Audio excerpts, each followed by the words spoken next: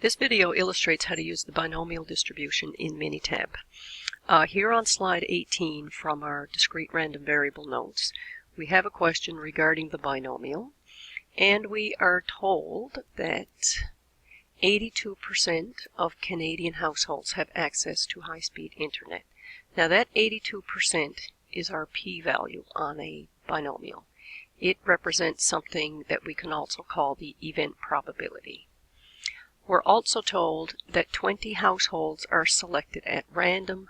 That 20 represents our sample size, or the n value. We are asked then a series of questions regarding the probability in A that exactly 15 of these households have access to high-speed internet, that at most 14, now at most 14 means 14 or less, so we will have a look at that. The exactly 15, by the way, is equal to 15. Then we have the probability that at least 17 means 17 or more. And what is the probability that between 16 and 17 of them have access to high-speed internet? So this means we want to include the numbers 16, 17, 18, and 19, and we'll have a look at how we can do that. Okay, so going to Minitab here for a minute.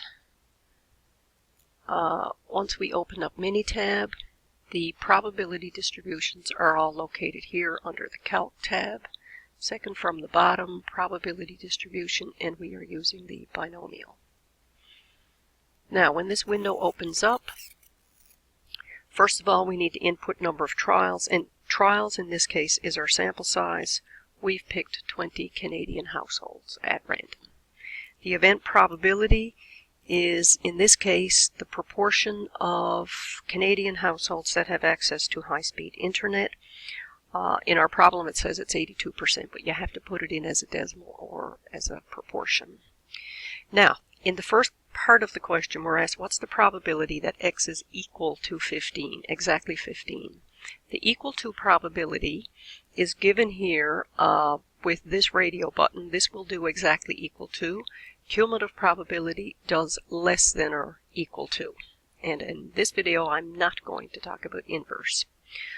Okay, we want probability of exactly 15, so hit the radio button here, input constant, plug in the value you want, don't bother with optional storage, say OK, and our answer shows right here.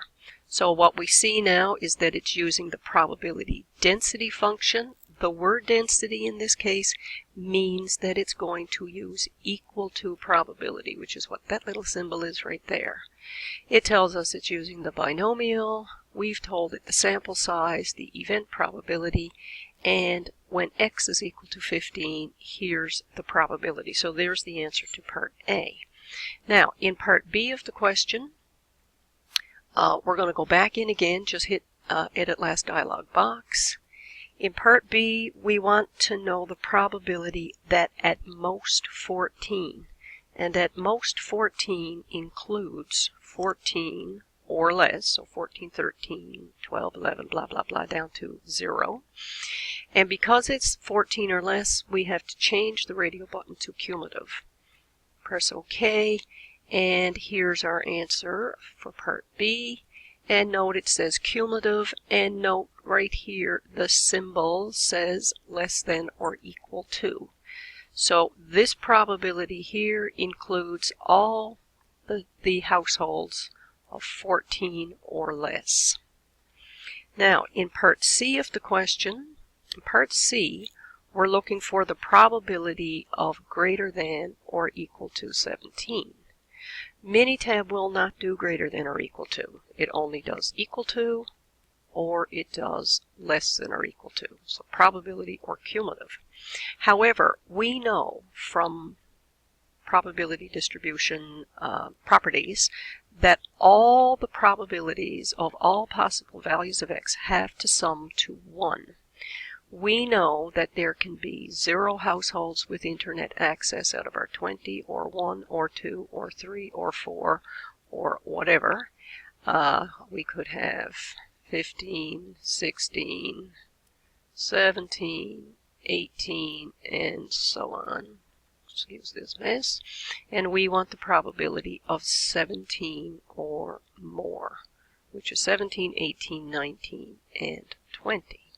But if we take the total probability over all possible values of x, that's equal to 1. So we use this value, and from that we subtract the probability of the numbers we don't want.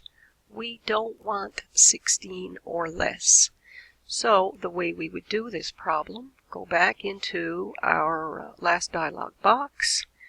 We want to get the probability of 16 or less. Make sure this says cumulative. Okay, here's the probability of 16 or less.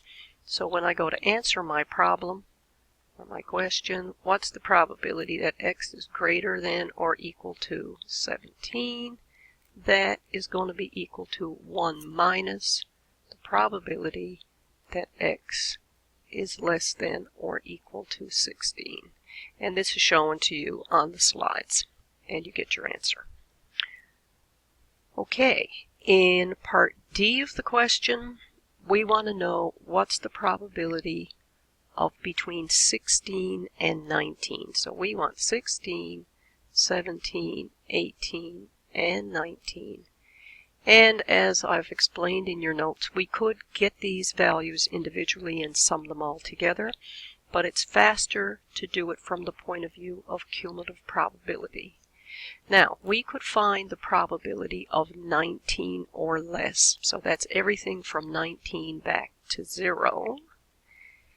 So that's that. But we don't want all those values, 19 back to 0. We only want 19 to 16. So what we will then do is find a probability from 0 to 15, so 15 or less. Subtract that from all that probability, and that will give us our answer. So in this case, we want to find the probability of all the numbers less than 19 and subtract from that the probability of all the numbers less than or equal to 15. What will remain will be the 16, 17, 18, and 19. All right, so getting those answers, and by the way, you can input more than one value at a time down in my spreadsheet here. I could plug in the values. To get my answer, I need 15 and 19. Come back up here to last dialog, and instead of inputting a constant, I could input a column of numbers. I've got them here in column C4. And here's the probability of 15 or less and 19 or less. And then if I subtract the 0.981108 minus the 0.284882, we'll get our answer.